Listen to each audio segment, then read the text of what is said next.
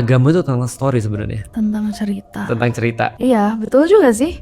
Kayak maksudnya kalau misalkan seseorang apa yang membuat mereka adalah apa yang mereka telah lalui di hidupnya, berarti dunia ini pun sama gitu Iya, ya. Kita mereka ada punya di poin ini karena apa yang telah terjadi sebelum-sebelumnya. Betul, mereka punya common story. Mereka bilang every leader is a storyteller. The best leader, the best storyteller. Nah, karena wawasan Ustadz luas banget dan kemarin juga sempat kita bahas ya di Escape. Terutama kita juga bahas tentang teori konspirasi, tentang kepercayaan. Banyak orang yang mengatakan bahwa sejarah kepercayaan itu sangat dipengaruhi oleh kekuasaan manusia. Menurut Ustadz seberapa benar statement itu? Itu nggak bisa dielakkan dan nggak mungkin untuk dikatakan tidak ada. Pastinya ada dan ada banyak sekali bukti-bukti. Lebih lagi dikatakan gini, orang bilang bahwasanya agama itu tergantung dengan politiknya. Makanya kan orang-orang sekarang bilang jangan mempolitisasi agama. Karena sebenarnya yang harus terjadi harusnya adalah agamisasi politik kan sebenarnya kan ya. Kalau gitu kita coba bahas sedikit dulu. Pertama-tama aku menarik banget. Aku kan memberikan sebuah guide ketika di Turki adalah salah satu program Cradle of Civilization. Tahu nggak yang aku temuin apa? Menarik banget. Kata-kata civilization itu sendiri adalah dari kata civil. Civil artinya adalah citizens. Dari bahasa kalau nggak salah bahasa Latin ya. Civil artinya citizen. Nah, sedangkan kalau kita belajar tentang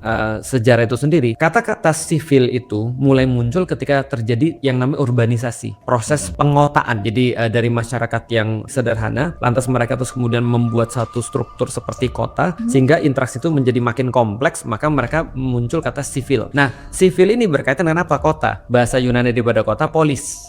Polis itu adalah kotanya, sivil bahasa Latinnya adalah orang-orang yang tinggal di dalamnya dan berinteraksi di dalamnya. Yang menarik lagi adalah kata-kata polis ini membentuk kata politik.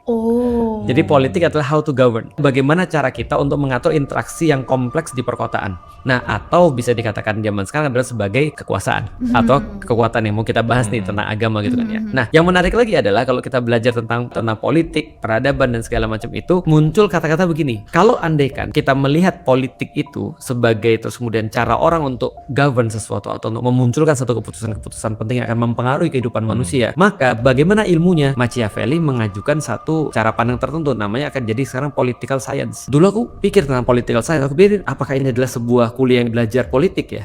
Seperti orang-orang belajar politik, ternyata enggak. Ternyata justru political science belajarnya sejarah. Iya, the art of politics ya. Betul. Jadi bagaimana belajar sejarah, melihat orang-orang di dalamnya, mengambil keputusan dan mengambil pola daripada keputusan-keputusan itu. Dari situ muncul lagi politik duluan atau agama duluan.